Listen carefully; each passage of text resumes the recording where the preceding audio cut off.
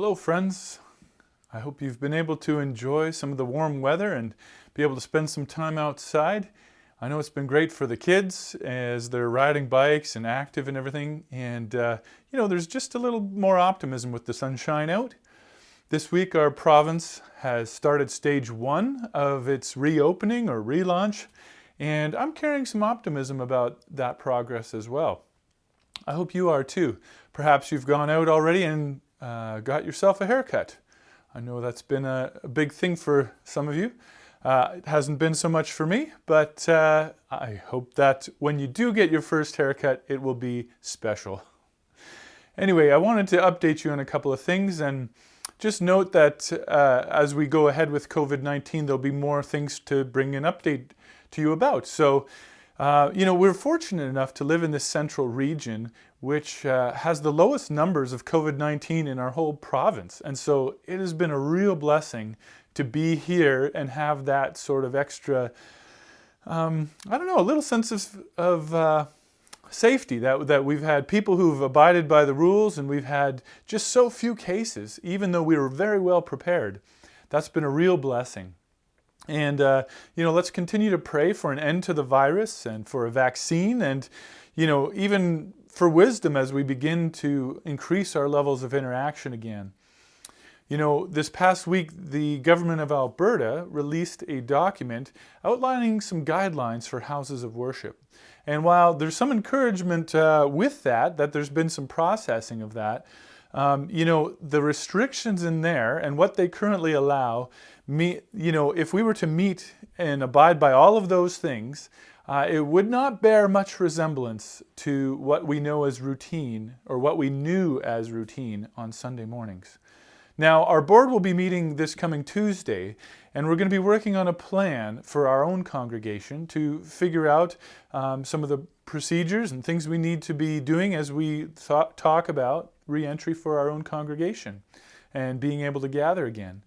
And so we ask, we're going to be prayerfully seeking God's guidance as we consult the government regulations and as we seek to care for our church family and be a good witness to our community. In a small community like ours, you will no doubt hear other stories and hear about other churches. There's going to be a wide variety of responses to the document and to how churches are figuring out how to relaunch or reconnect and gather. And so I can assure you that, while ours might be a little different from some of the others, we will be doing, and our leadership will be grappling with things that can be done in love, and that will be carefully weighing out the best interest and the best course of action for our congregation. Regardless of when we're able to gather again, there will be some changes in our procedures, because there's going to be a new normal. And you probably even have heard that already and might even be sick of hearing about new normal. But it is a reality. And, much of what we do here when we gather takes place in really close proximity, and with shared surfaces. So when you think about how we've always been greeted with handshakes, maybe even some hugs, we pass the offering plate around hand to hand, sharing that, or even communion, and how we do that, and passing those plates and taking those elements.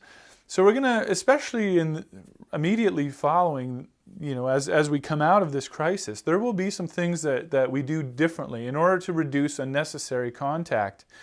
And so that we can lower the risk for those who are most vulnerable among us, and so that you can feel safe when you come to worship God. Because we really do want that to be the focus, that when we gather again, the whole point of gathering, while it's great to see you and to see each other and support each other, the reason we gather is to worship God. The church has not been closed, friends. We've not been able to meet like usual, but the church has not been closed.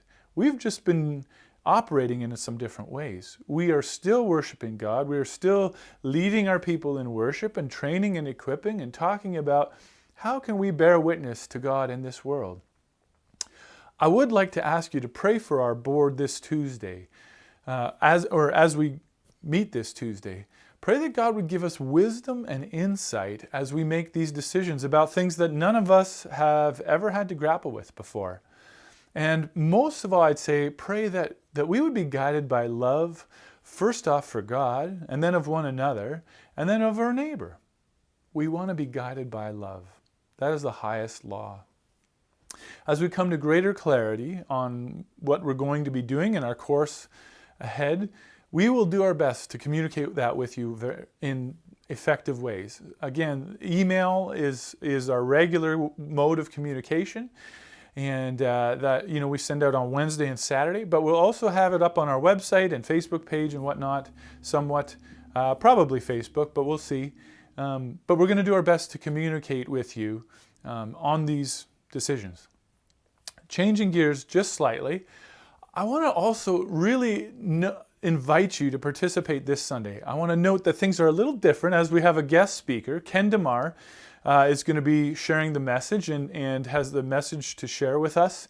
And I'm excited about it. I've already reviewed it and looked at it. I think it's part of what we really need to hear.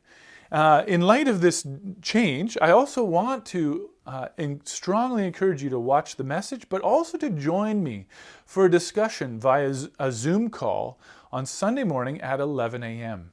And so if you can make that, that would be great. I would love to engage in a dialogue about what you hear in the message. Ken brings some challenges to the church that I think we need to hear as we begin to dialogue about. He points out some of the opportunities that we have in this kind of unique season for the body of Christ to align ourselves in a greater way with the mission of Jesus' followers. And it was the mission that he gave to his followers back 2,000 years ago, and it's still the mission that the followers of Jesus need to be carrying today. So in light of our changing times, what does that look like for us? And maybe we need to be thinking a little differently about some of what we do and why we do it. So please tune into the message, and I would love it if you can make it to that Zoom call. The information for the Zoom call will be included in the email that I send out Saturday night.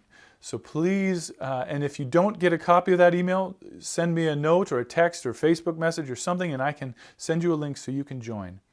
Also, please remember to check out our updated prayer list. There's a few requests and things in there to note that people would really appreciate your prayer about. While it likely looks a little different for you this year, I pray that you would still have an enjoyable long weekend. So happy Victoria Day, and God bless you.